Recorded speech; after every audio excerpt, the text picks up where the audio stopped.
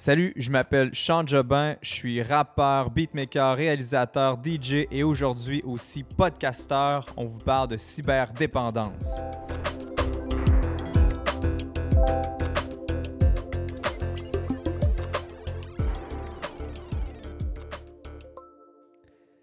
Salut Estelle.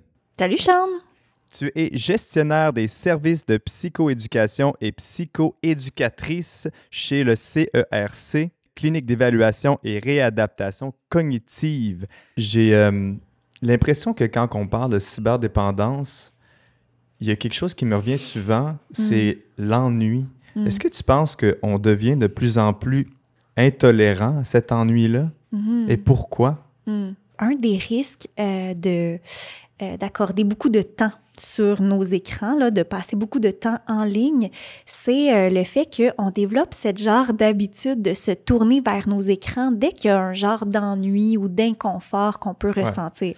Hein, ça fait partie de l'expérience humaine, là. Ça nous arrive toutes des fois d'être plus ou moins confortable dans certaines situations. Puis, ce qu'on voit dans cet univers hyper connecté-là, c'est qu'on développe cette tendance-là que dès qu'on s'ennuie ou dès qu'il y a quelque chose qui est moins confortable, là, on va se tourner vers notre écran. On va consulter nos notifications. On va aller peut-être se distraire, se stimuler en allant sur des réseaux sociaux, chercher des informations, etc. Et dans le fond, cette habitude-là qu'on développe aussi, puis qui est alimentée par la façon dont les écrans sont conçus, là, tu sais, les notifications, puis... Ils sont rouges, c'est comme il y a une urgence, c'est tout le temps quelque chose qui... Ouais, hein? Et ton téléphone, il est là, la lumière s'allume, c'est qu'est-ce qui se passe? J'ai vraiment vu cette réflexion-là récemment aussi, tu sais, je m'assois, j'ai pas mon téléphone, je trouve que le temps est long, j'ai un petit stress, tu sais, j'ai un petit malaise, une espèce de vertige. Est-ce que c'est-tu normal? T'es pas le seul. OK, c'est normal bon. Dans le sens où aussi les écrans sont conçus pour être attrayants, pour happer notre attention le plus longtemps possible. C'est ça c'est de même là, qui sont C'est conçus. justifie C'est leur ça leur existence but. à travers ça, tu sais. Ah oui, exact. On en a comme besoin. Puis ça nous sert à tout. Comme tu dis, ça répond à nos besoins. Donc, normal dans ce sens-là, oui. Par contre, est-ce que ça nous fait du bien? Est-ce que c'est productif? Parce que ça va vite. Oui, La exactement. technologie avance super vite, puis j'ai comme pas l'impression que j'avais ce problème-là il y a 5 ans peut-être, tu sais, peut-être que je me trompe, mais de cette urgence-là ou de ressentir un mot-clé que j'ai beaucoup aimé, qui est en anglais, pardon, mais qui s'appelle FOMO, Fear of Missing Out, tu sais, la peur de passer à côté de quelque chose qui se passe. Ouais. Est-ce que c'est nocif pour notre cerveau, ça? Bien, ça a certainement des effets sur notre fonctionnement. Donc, on peut les regarder d'un point de vue, oui, les effets sur le cerveau. Puis, ce qu'on voit, tu sais, quand tu me questionnais par rapport à l'ennui, la tolérance à l'ennui, bien, ce qu'on voit, c'est que à travers ces habitudes-là qu'on développe, puis qui sont renforcées par le fait que chaque fois qu'on regarde notre téléphone, quand on ressent un besoin ou un inconfort, puis là, on regarde notre téléphone, ça répond à un besoin. Donc, on se sent à quelque part soulagé. Plus ça répond à des besoins, bien, plus notre cerveau est comme « Yes, continue! » Un peu plus. encore, tu sais, c'est le fun, ça. Donc, il y a de la dopamine qui est sécrétée. Et la dopamine, dans le fond, c'est l'hormone du plaisir. C'est un neurotransmetteur dans notre cerveau qui nous dit « Continue! » C'est vraiment le fun. Comme si tu ferais du sport, mettons. Exact. Si tu aimes faire le sport, tu peux aller sécréter de la dopamine, si je comprends bien. Exactement. Autant comme le téléphone, il peut t'en faire produire. Exactement. Donc, on va utiliser nos écrans pour un peu se distraire, on va dire, de cet inconfort-là. S'échapper un peu de ça peut être la réalité. Ça peut être ça. Mais on en a tous besoin, hein? C'est pas nécessairement mauvais, là. Par contre, là où ça devient des fois problématique, c'est quand on n'est plus capable de tolérer cet inconfort-là. Quand à chaque fois qu'on le ressent, bien, notre réflexe, notre automatisme, comme tu dis, c'est de se tourner vers les écrans pour ne pas le voir.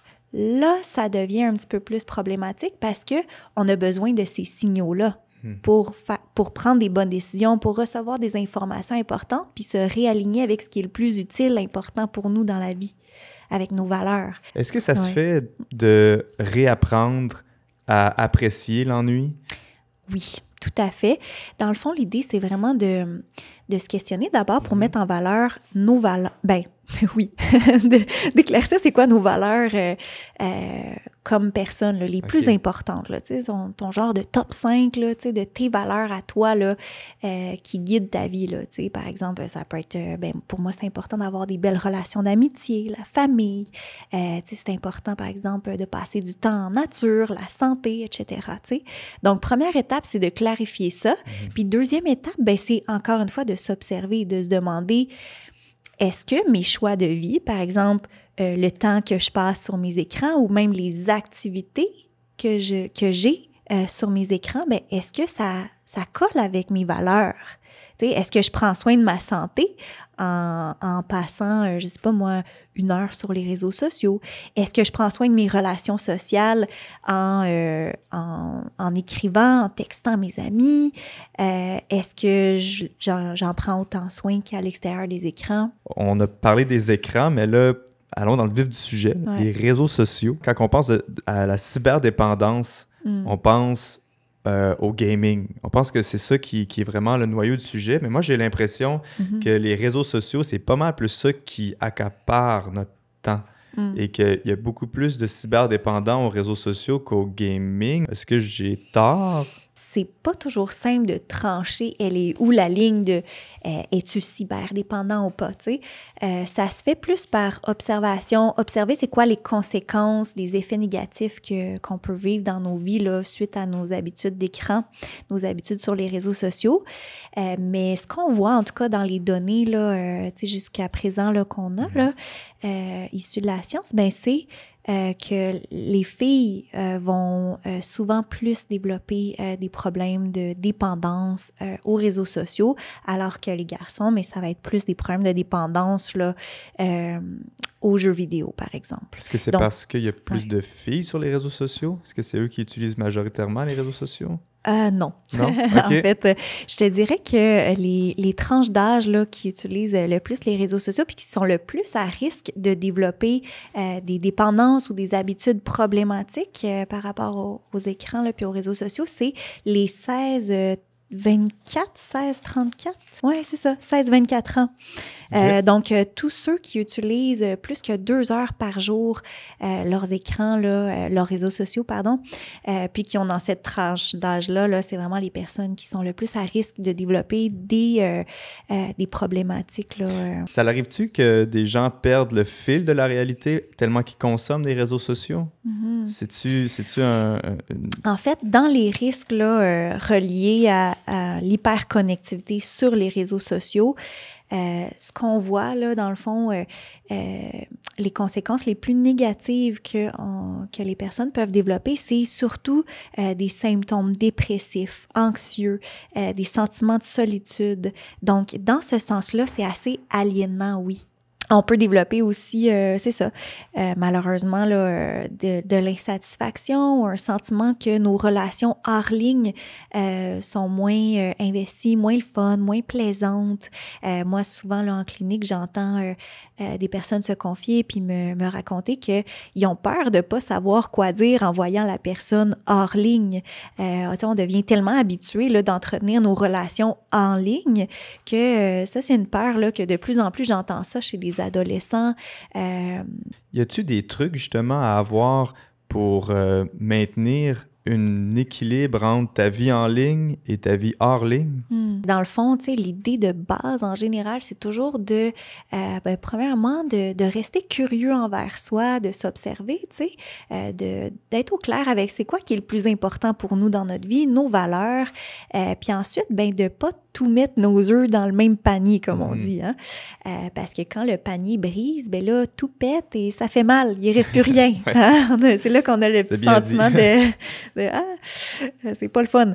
Donc, on veut diversifier nos activités. On veut, dans le fond, pas juste avoir des activités en ligne, donc à travers les écrans, mais des activités hors ligne. Puis pas juste dans une sphère de vie, mais dans plusieurs sphères de vie. Donc, par exemple, des activités relaxantes, des activités sportives, des activités créatives, des activités sociales, tu sais, différents types d'activités en ligne et hors ligne. Merci beaucoup, Estelle. Ça fait plaisir. Merci à toi aussi.